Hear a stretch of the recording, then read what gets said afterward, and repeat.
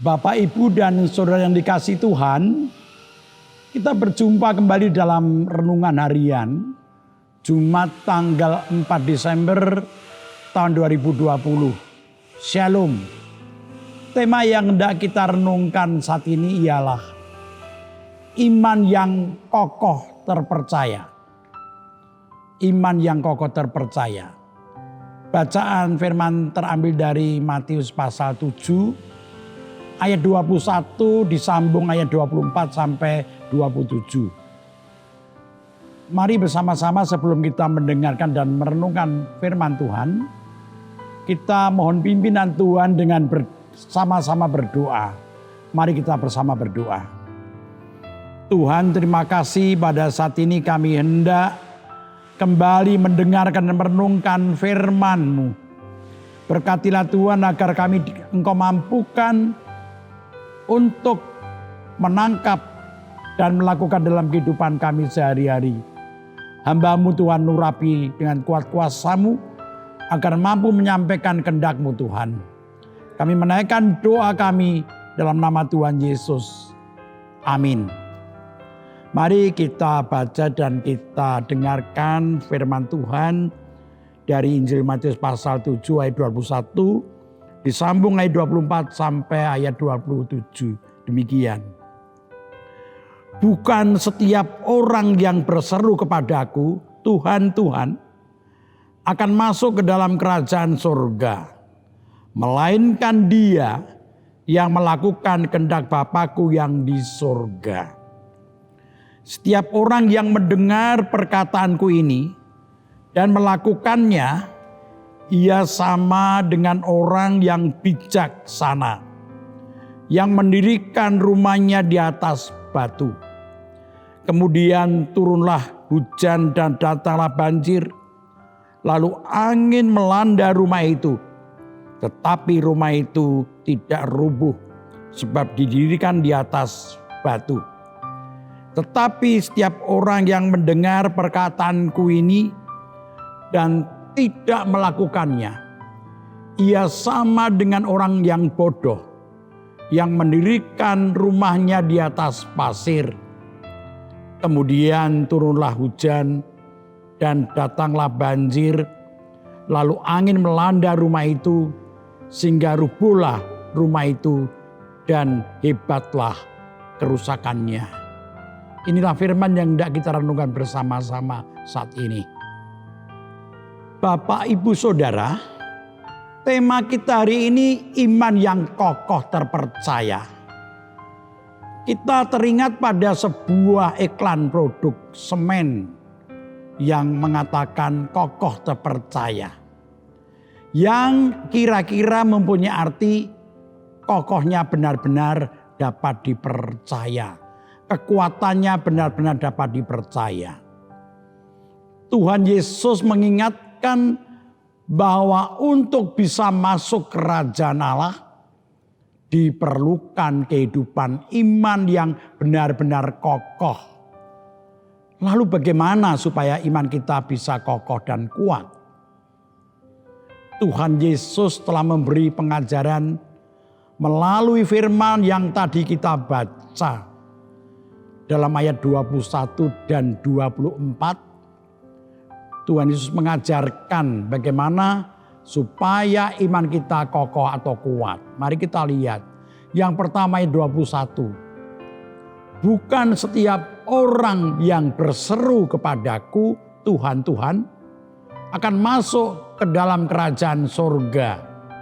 Melainkan dia yang melakukan kehendak Bapa-Ku yang di surga. Tuhan mengajarkan bagaimana caranya agar iman kita menjadi kuat atau kokoh. Yang pertama, kita harus melakukan kehendak Tuhan. Melakukan kehendak Allah sebagai bukti ketaatan kita. Jangan hanya sebatas mengaku atau menyebut atau menyerukan nama Tuhan. Jangan hanya setiap saat menyerukan nama Tuhan, menyebut namanya.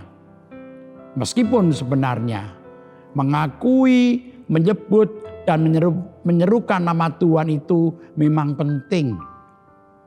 Tetapi tanpa ketaatan, iman kita akan menjadi iman yang kosong. Iman yang tidak ada isinya sama sekali. Maka perlu dipraktekkan dengan mentaati kehendak Tuhan. Jadi ayat 21 mengajarkan bahwa iman yang kokoh atau kuat didapat ketika orang mau berseru, mengakui, menyebut nama Tuhan, dan mau melakukan kehendak-Nya, mentaati kehendak Tuhan. Itu yang pertama. Yang kedua, ayat 24 yang berbunyi demikian. Setiap orang yang mendengar perkataanku ini dan melakukannya, ia sama dengan orang yang bijaksana yang mendirikan rumahnya di atas batu. Kata Tuhan Yesus, tidak cukup hanya mendengar perkataan, ajaran, atau kehendak Yesus. Bukan hanya mengerti kehendak Tuhan. Karena memang mendengarkan itu sangat penting untuk kita bisa mengerti ajaran kehendak Tuhan. Tetapi agar iman kita kokoh atau kuat, tidak cukup hanya mengerti ajaran kehendak Tuhan, tetapi juga harus melakukannya dalam kehidupan sehari-hari. Jadi yang kedua, untuk mempunyai iman yang kokoh atau kuat, harus melakukan, mentaati kehendak Tuhan. Tuhan Yesus kemudian menjelaskan lebih lanjut bagaimana caranya supaya kita mempunyai iman yang kokoh. Bagaimana caranya supaya kita mempunyai iman yang kokoh. Tuhan mengajar dengan memakai perumpamaan orang yang membangun rumah. Kalau hidup kita ingin kuat atau kokoh, perlu pondasinya kuat dengan dibangun di atas batu. Meskipun nantinya datang hujan, banjir, dan angin yang menghantamnya, rumah itu tetap kokoh berdiri. Sebaliknya, rumah yang dibangun dengan pondasi yang rapuh, karena dibangun di atas pasir, ketika datang hujan, banjir, dan angin, rumah itu akan rubuh. Bapak, Ibu, Saudara yang dikasihi Tuhan, perumpamaan tadi mau mengajarkan kepada kita. Mengajarkan kepada kita dua hal. Yang pertama, hidup iman haruslah kita bangun. Hidup iman kita bukan sesuatu yang otomatis akan menjadi kuat. Tetapi haruslah dirancangkan untuk dibangun dengan kuat. Supaya jika datang badai kehidupan, tidak roboh dan tidak hancur.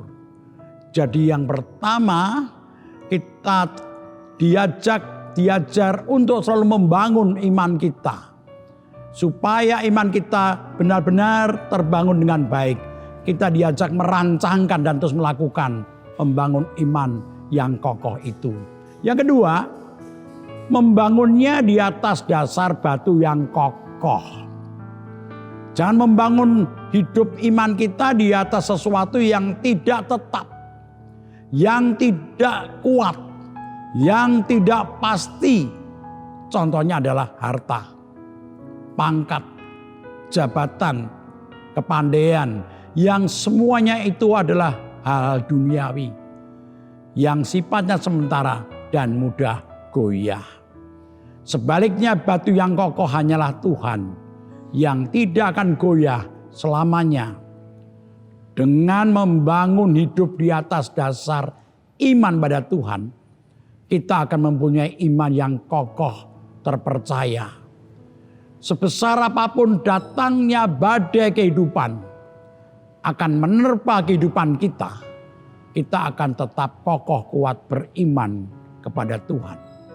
kita akan bisa tetap setia kepadanya.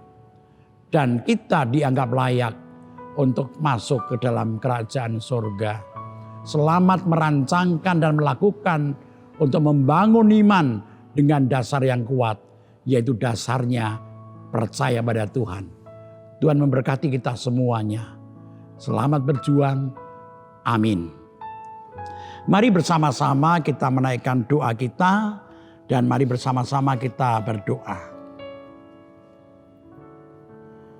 Tuhan Allah Bapa yang makasih, kami bersyukur kepadamu Tuhan, karena Engkau sudah berkenan untuk mengajar kami, untuk menuntun hidup kami di dalam kehidupan dunia yang penuh dengan segala macam hambatan, segala macam persoalan yang bisa menghantam kehidupan kami. Terima kasih Tuhan, saat ini kami bersama-sama hendak menaikkan doa kami. Kami berdoa Tuhan untuk seluruh jemaat-Mu, terutama jemaat GKJ Sarimulyo Tuhan, dalam segala pergumulan masing-masing. Kami berdoa untuk orang-orang tua kami yang sudah mulai merasakan kelemahan tubuh. Hadirlah Tuhan untuk mendampingi mereka satu persatu.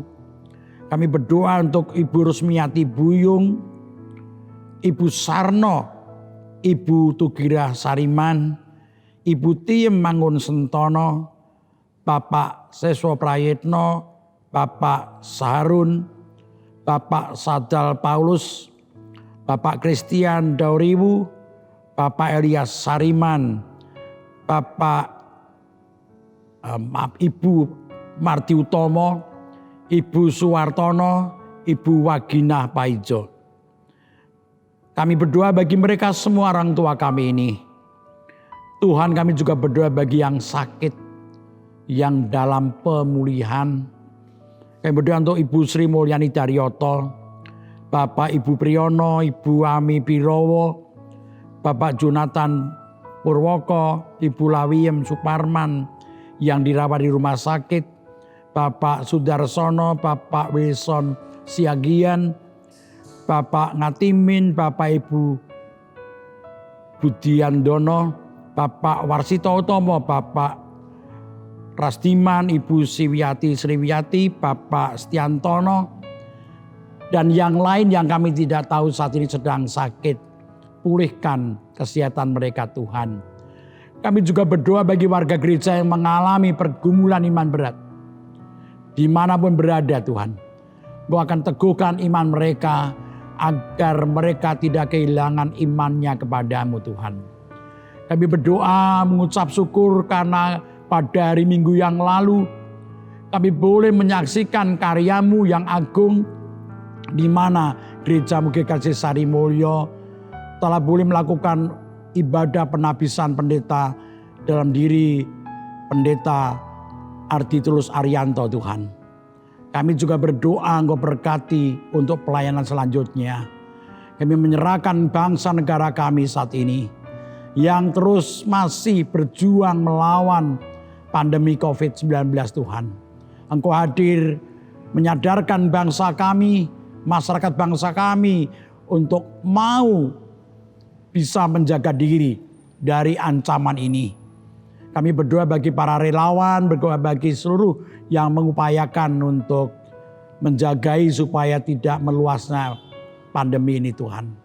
Tuhan, kami menyerahkan untuk seluruh masyarakat Indonesia, terutama persiapan untuk adanya pemilihan umum, yaitu pemilihan kepala daerah. Engkau berkati agar berjalan dengan baik dan aman Tuhan. Kami menyerahkan semua doa kami ini hanya dalam nama Tuhan Yesus, penebus kami yang penuh cinta kasih. Amin.